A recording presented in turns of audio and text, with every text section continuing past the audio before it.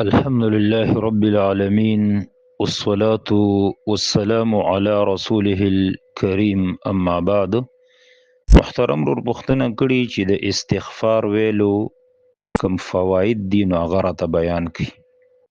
نو یقینا استغفار ویل د دې خو ډېرې زیاتې فایدې دي په قرآن او په سنت کې راغلي دي، خو د هغې نه به زه یو څو فایدې هغه تاسو ته بیان کړمه. د استغفار د ټولو نه لویه فایده دا ده چې په دې سره د انسان ګناهونه چې کوم دی هغه بخښلی کېږي. لکه سورة آل عمران کې آیت نمبر 135 کې الله فرمایي ومن یغفر الذنوب الا الله، د الله نه علاوه بل داسې بل ذات نشته دی چې هغه به تا ته ستا ګناهونه معاف کړي. خو کله چې ته د الله نه بخښنه وغواړې نو الله رب العالمین تا ته ستا ګناهونه معاف کوي. دقه رنګ سورة المزمل کی آیت نمبر 20 کی راضی فاستغفر الله ان الله غفور الرحیم. تاسو الله نه استغفار بخنه غواړي، الله وی زبخنه کوونکې مهربانم زبستاسو تستاسو گناهونه معاف کوم.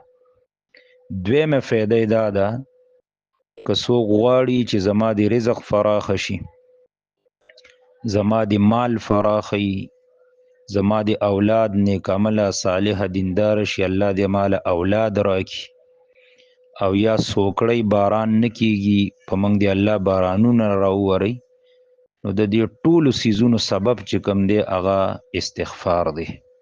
دا په سورة نوح کې الله رب العالمین د 10 آیت نه تر 12 آیت پورې فرمایلی دي فقلت استغفروا ربکم انه کان غفارا يرسل السماء عليكم مدرارا ويمددكم بأموال وبنين ويجعل لكم جنات ويجعل لكم انهارا. دی آیت کې الله رب العالمین د استغفار یو څو فائدې ذکر کړي دي. اوله فائدې دا ذکر کړي ده چې الله رب العالمین به پتا سو باندې بارانونه راوري، سوکړه قات بور سره ختميږي. دغه رنګ دویم ستاسو مالونه او ستاسو اولاد به الله زیاتی کوي. دریم الله به ستاسو باغات او ستاسو د اوبو نهرونه ولی چې کم دی سیندونه هغه بدل جاری کوي. دریمه فایده دا ده چې که یو سړی په یو غم کې په یو تنگسیا کې یو مشکل مصیبت کې راګیری نو د هغې بهترین علاج چې کم دی هغه استغفار دی. لکه دا ابو داود کې حدیث دی 1518 نمبر حدیث دی. نبی صلی الله علیه وسلم فرمائی من لزم الاستغفار جعل الله له من كل ضيق مخرجا ومن كل هم فرجا ورزقه من حيث لا يحتسب.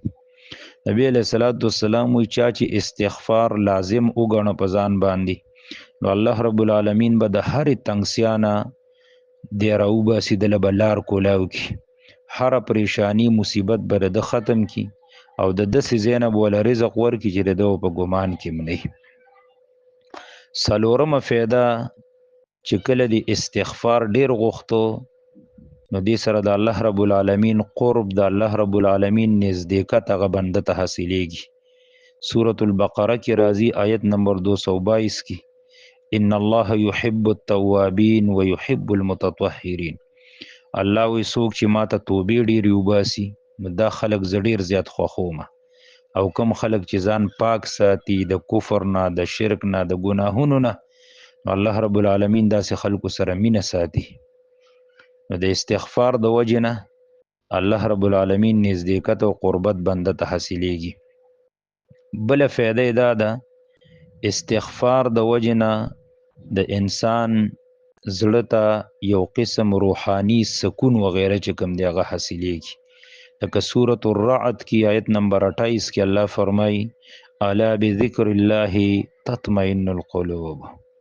خبردار د الله په ذکر سره زړونه دا مطمئن کیږي. چې څومره تا استغفار غوښتلو الله نه دی بخنه غوښتله د الله ذکر دی کو نو هغومره به ستا د زړه نه زنګ غم خفګان لرې کیږي، زړه به دې مطمئن او خوشحاله وي. بل استغفار چې کوم دی دا د رزق د برکت سبب هم ګرځي.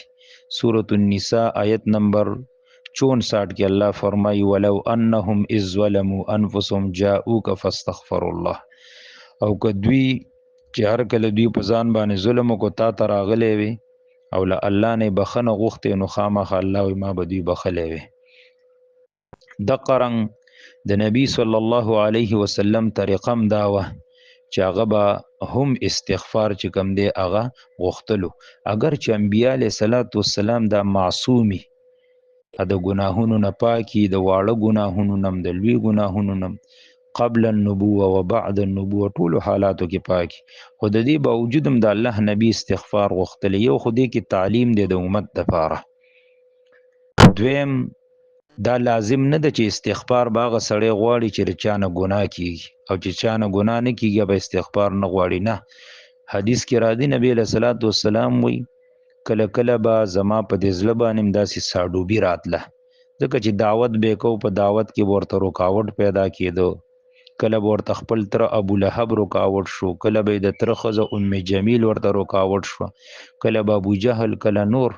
نو نبی علیه صلات وسلام خو بشر و، نو زړه به خفه شو، په زړه به ساډوبي شان رااله. نبی علیه الصلاۃ والسلام به فرمایل چې والله انی لا استغفر الله واتوب الی فی اليوم اکثر من 70 مره. ویل قسم په الله چې زه په ورځ کې د 80 ځلو نه زیات د الله نه استغفار غواړم، استغفر الله واتوب الی. دا صحیح بخاری حدیث دی 6307 نمبر حدیث دی. نو استغفار د کې ډیر زیاتی فائدې دي، خاص کر کم چې سید الاستغفار دی نو د هغې خو ډېره لویه فایده راغلې ده چې کله یو سړی پوره په یقین سره او په حالت د ایمان کې ووایي او دله مرګ رالی نو دی به الله رب العالمین جنت ته به بوځي. نو دې وجې نه موږ او تاسو له پکار دي نارینه زنانو له چې کم از کم 100 پیرې سار وي او استغفر الله واتوب الی، او 100 پیرې سړی ماښام وي استغفر الله واتوب الی. بلکې یو حدیث کې راغلی دی نبی علیه الصلاۃ والسلام وی توبه لمن وجد فی صحیفته استغفارا کثیره. وی د قیامت په ورځ لوی خوشحالي د هغه انسان دپاره ده د چا په عمل نامه کې چې استغفار ډیر موجود، یعنی د په دنیا کې دومره استغفار د الله نه بخنه غوښتلې د دومره استغفار ویلي چې د په عمل نامه کې هغه لیکلی شوی دی. نو وی توبه د داسې انسان دپاره ډیره خوشحالي ده چې د قیامت پورې د په عمل نامه کې استغفار ډیر لیکلی شوی. نو دغه یو څو فایدې درته ما بیان کړي. الله دې په موږ او تاسو له عمل لا کړي. والله اعلم. هذا وبالله التوفیق.